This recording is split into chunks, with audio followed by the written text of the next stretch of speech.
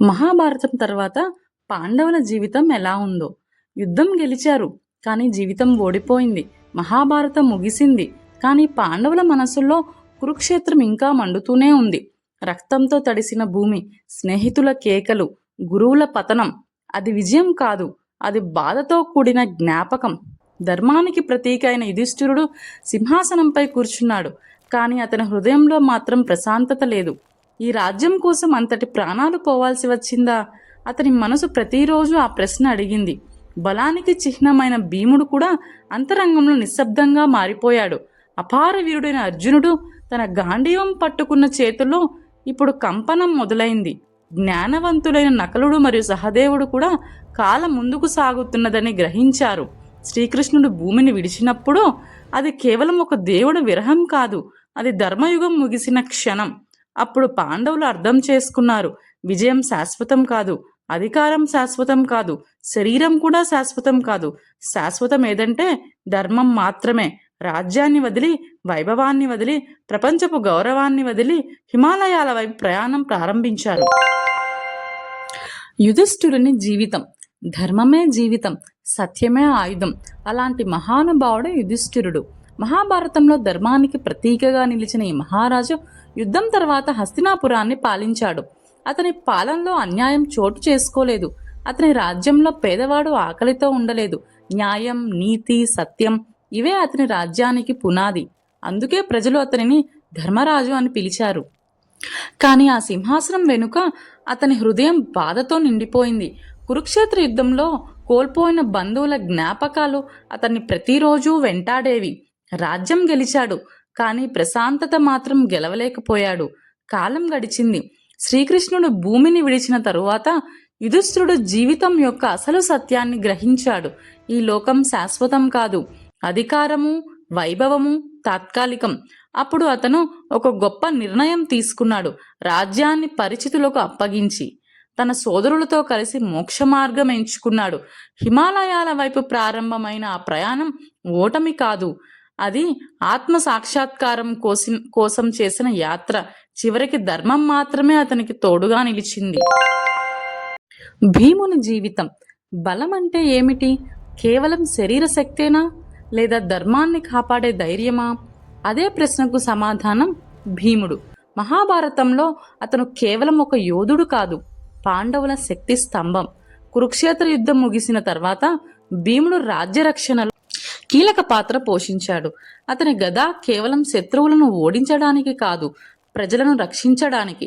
హస్తినాపురంలో ఎవరికైనా అన్యాయం జరిగితే ముందుగా నిలిచేది భీముడే.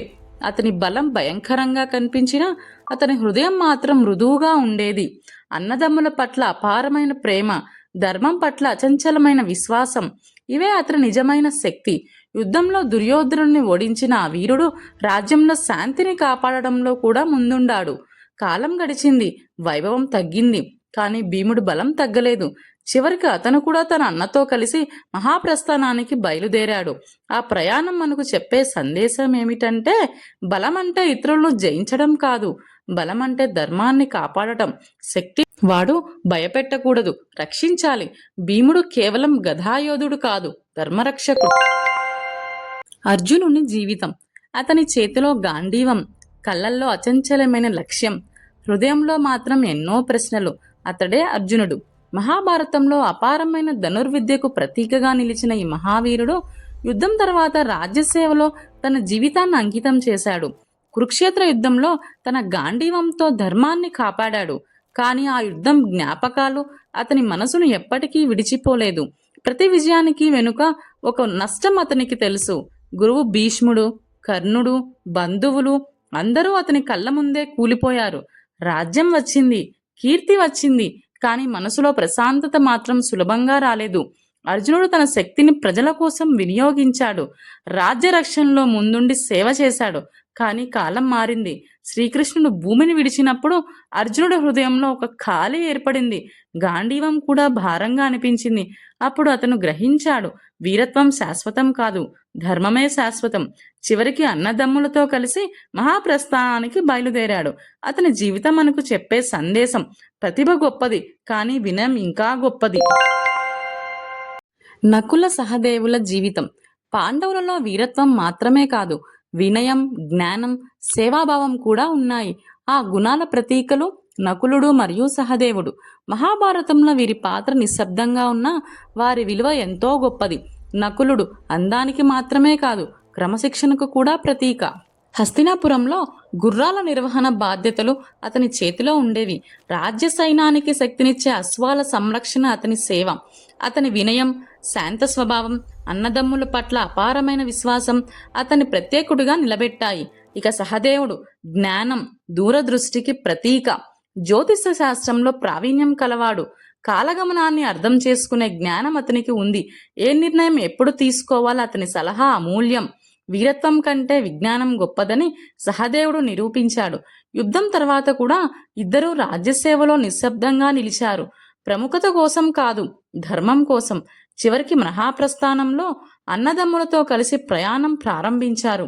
వారి జీవితం మనకు చెప్పే సందేశం: అందం కంటే వినయం గొప్పది, శక్తి కంటే జ్ఞానం శాశ్వతం, సేవ చేయడం గొప్ప విజయం.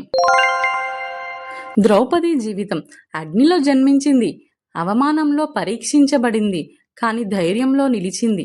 ఆమె ద్రౌపది. మహాభారతంలో ఆమె కేవలం రాణి కాదు, ఆమె ఆత్మగౌరవానికి ప్రతీక. జీవితంలో ఎన్నో కష్టాలు ఎదురయ్యాయి.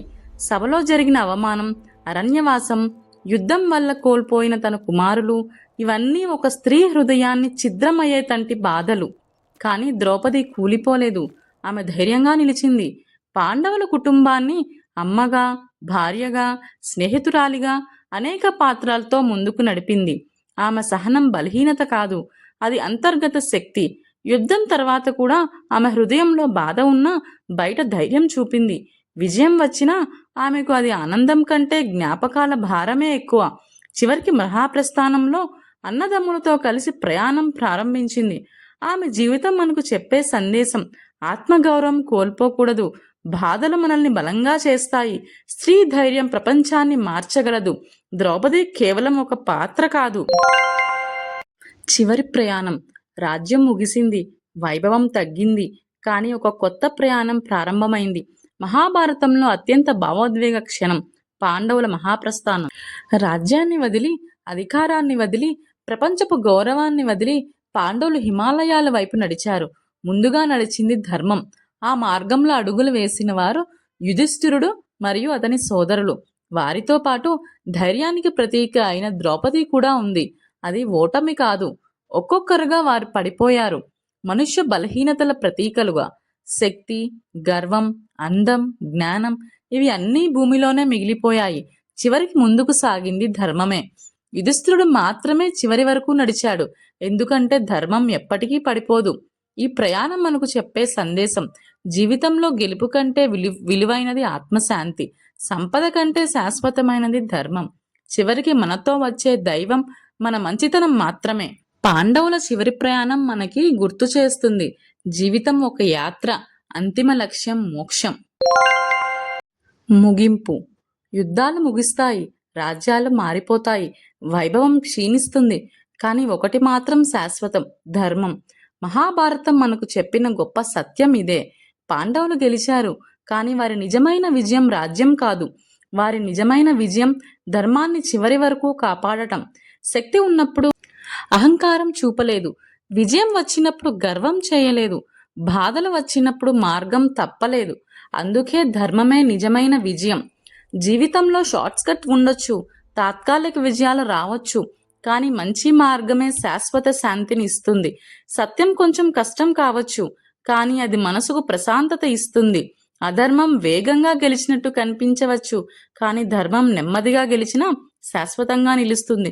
ఇదే పాండవుల జీవితం మనకు నేర్పిన గొప్ప పాఠం. ధర్మమే నిజమైన విజయం, మంచి మార్గమే శాశ్వత శాంతి. ఈ కథ ముగిసింది, కానీ ఆ సందేశం ఎప్పటికీ ముగియదు.